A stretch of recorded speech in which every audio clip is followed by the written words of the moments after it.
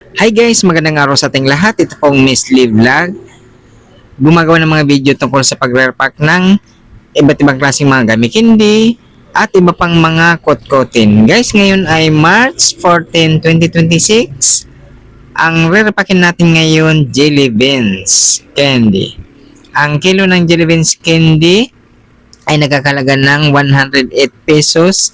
Ang 2.5 kilograms or 2 kilot kalahati tulad nitong ating nirepack na isang bag ay nagkakalaga ng 270 pesos presyong Divisoria, Manila. Ngayon guys, ang ating re-repackin, gagawa tayo ng 15 na balot na pang 20 pesos. Ang gagamitin naman nating plastic dito ay 5x7 at 70 piraso or 70 pesos na jelly beans. Pang 20 pesos lang to guys ang ating benta, or kasi sa inyo, depende na sa inyo kung magkano inyong mga bintahan. Tapos yung iba naman ay gagawin nating pang 5 peso. Dito muna tayo sa unang bahagi ng ating pagre-repack guys, yan no.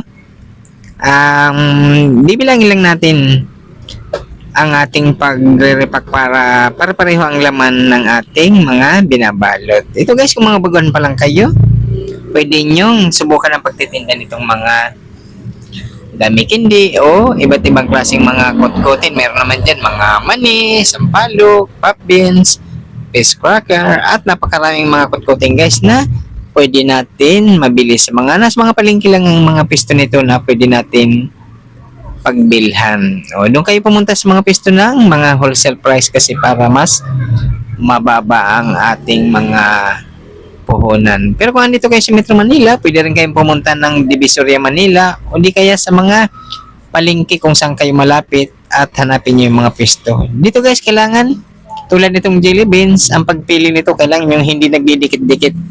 Pag nakita nyo ang jelly beans na medyo may mga nagdidikit, huwag nyo kukunin yung kasi ibig sabihin palusaw yun o kaya nagdidikit. Titingnan nyo kung makikintab o kahit anumang mga gamit candy or mga kot-kotin, kailangan titingnan nyo at kayo ang pipili mismo para maganda ang inyong mabibili at saka kumita tayo ng malaking tubo. Dito guys, dito naman ay ang ating gagawin ang pang 5 peso naman. Ang gagamitin nating plastic dito ay 3x4 at saka 17 piraso na jelly beans. Pang 5 peso lang to guys ang ating bintahan. At nasa sa inyo na yan kung magkano inyong binta, kung okay lang sa inyo ang 5 peso o kung gusto nyo pang dagdagan. Nasa sa inyo na yan. Depende yan sa puhunan na atin kung saan tayong mga lugar. Ayan, bibilangin nyo lang para paras lang din ang laman ng ating mga nire-repack. Ayan, dito ang pag-display ko naman sa pang 5 peso ay sa mga in-stapler ko lang to sa karton ng cake. Mamaya makikita nyo kung paano natin to i-display yung pang 20 pesos at saka itong pang 5 peso. Yan, tapusin nyo lang itong ating video para makita nyo ang lahat. At saka kung magkano ang ating tutubuin dito ang lahat ng ating nirepack. Yan. Ito ang puhunan natin dito sa ating nirepack ay 270 pesos yung 2 kilot kalahati na jelly beans. O isang bag to, ang timbang niya ay 2 kilot kalahati or 2.5 kilograms. Yun lang, di ba? Napakadali lang to i-repack. Basta't kailangan meron ka lang sealer at saka kunting puhunan dyan. Sa umpisa ka lang, pwede ka naman bumili nito ng pakilo-kilo lang muna para masubok natin kung anong klaseng mga gamit candy or anong mga kot-kotin ang ating or ang gusto ng ating mga kababayan. Yan. Kung anong mabili, sa kanya dadagdagan kung anong gamit candy or mga kot-kotin na gusto ng ating mga mamimili. Yan. At bago ninyo i-sealed guys ang lahat, bilangin nyo muna kung ilan lahat ng inyong mga na-repack bago ninyo i-sealed para alam nyo na kung magkanong inyong presyo at saka kung magkanong gusto nyong tubo. O yan, pwede nyo naman yan bawasan or dagdagan. Depende na sa gusto nyong tubo. Kung nalilitan pa kayo sa inyong tubo, pwedeng dagdagan nyo ng presyo. Pwede rin okay na sa inyo yung ₱5 or bawas-bawasan nyo. Depende sa gusto nyong repack. Nasa sa inyo na yan. At depende sa mga lugar na kung magkanong mga puhunan. Ayan, ₱5 muna ng ating unang sineld. Yan. Tapos pagkatapos naman ito, yung pang ₱20 yung malalaki nating nirepack kanina, yun na ang isusunod natin dito. Tapos pagkatapos naman ay bibilangin natin kung magkano naman ang ating tutubuin dito para alam ninyo kung magkanong tubo sa isang bag or yung 2 kilo't kalahati. Yan, di ba napakadali lang ito repakin. Ano lang, nasa bahay ka lang. Nakaupo ka lang, o di ba? Mag-repack-repack ka dyan. Pag na-display mo yan, pag nakita yan ng inyong mga kapitbahay or mga dumadaan dyan sa inyong lugar, yan, mabili yan. Yung mga ganyan, mga kot-kotin. Lalo na itong mga gamitin guys, mabili ito sa mga bata. Kahit mga matatanda ay gustong-gusto ito. Ayan, yung unang repack natin, ₱20 yun, yung malalaki. At ito naman yung pang ₱5. Ayan na, yung pang ₱20 naman ang ating isiseld or sisilyuhan. Diba? Pagkatapos nito ay bibilangin na natin para may idea kayo kung magkanong tubo sa mga ganitong mga paninda. Ngayon, depende yan guys sa mga gamitin or anumang mga kututin. Iba-ibang mga tubo. Mayroon pang mas malaki dito ang tubo dito sa ating repakin. Depende yan sa klase ng gamitin. Pag may mga tulad ng mga gummy bear, yan, malalaki mga tubo doon. Kung anong mga magagaan na mga gamit hindi, yan ang mas malalaking mga tubo kasi napakarami ang laman noon.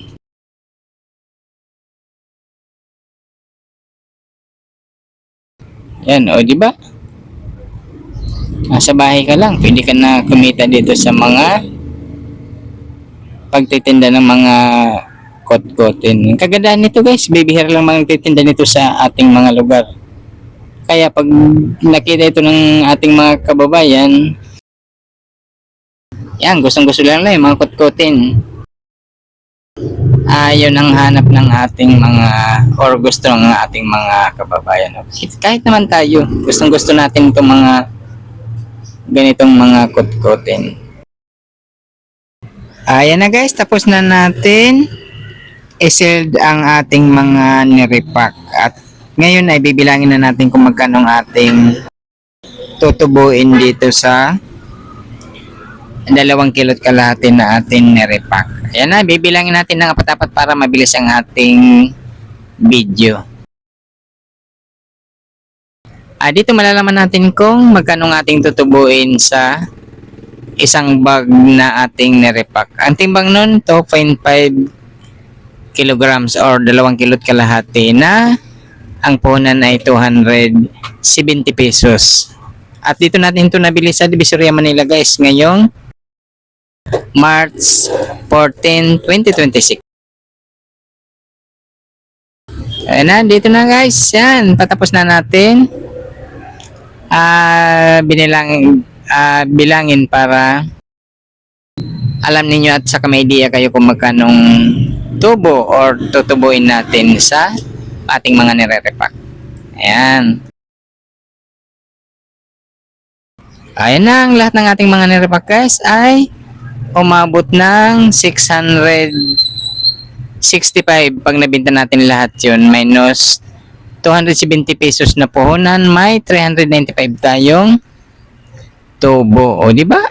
₱270, tumubo ka ng ₱395. Ayan. Ito na yung tag ₱20 guys, ang isinabit lang natin to sa alamre. Yan, yung mga alamre na yan, may bili naman natin yan sa mga tindahan lang kung saan tayo nandoon. O, ganun lang, kasimple ito ang ating, yan eh, sabit mo yan sa bintana na sa inyong lugar, o di kaya kahit sa labas ng bahay ninyo, isabit nyo yan. O iba't ibang klaseng mga kutkutin, repakin mo ng ganyan, tapos pagtabi-tabihin mo sa pagsabit. Yan, maganda na yan tingnan, at saka pag nakita na inyong mga kapitbahay, may bibili yan. Ito naman yung sasabitan natin sa nirepack nating pang 5 piso. Yan, karton lang yan ng cake. Yung may mga birthday sa ating mga kapitbahay o mga kakilala, yan, bilhin mo yung mga karton na yan, guys. Yung malalaking box, pwede mong bilhin ng 20 pesos, 30, depende sa laki. At saka tabasin mo lang ng pahaba. Ayan. Magtupi ka ng 2 tupi sa dulo. Tapos lagyan, staplerin mo, lagyan mo ng alamre, nasabitan. Yan, okay na yun. Isabit mo yun magkatabi-tabi. Yan, madali makita ng ating mga kabayan. Ito guys, yung repack natin ay napakababang presyo lang. 5 piso at saka 20 pesos. Kahit ganun lang gawin ninyo guys. Wag na kayong gumawa ng 10, 15. Ganun lang, 5 at saka 20. Depende sa inyong mga presyo. Mas maganda yung ganyan lang, 2 repack lang. May malaki, may maliit para hindi malilito ang ating mga kababayan. Di ba? Kasi kung gagawa pa tayo ng 10, may 15. Di mo na nakita, 5 lang ang binayad. Tapos bubunutin nila 10 o 15. Mas maganda 2 klase lang kasi makikita natin kung maliit o malaki ang kanilang bibilhin, di ba? Ayan na guys, tapos na natin isabit ang ating mga nirepack. Di ba napakaganda na? Guys, nagpapasalamat ang Miss Librag sa lahat ng mga subscribers at lahat ng mga viewers dito sa mga video ng Miss Librag. Thank you guys. Kung magustuhan yung magandang klaseng video, pwede nyo i-like, i-subscribe, at importante gawin nyo rin para lahat tayo ay kumita. Di ba? Thank you guys. Bye. Gawin nyo rin para sabay-sabay tayong kumita.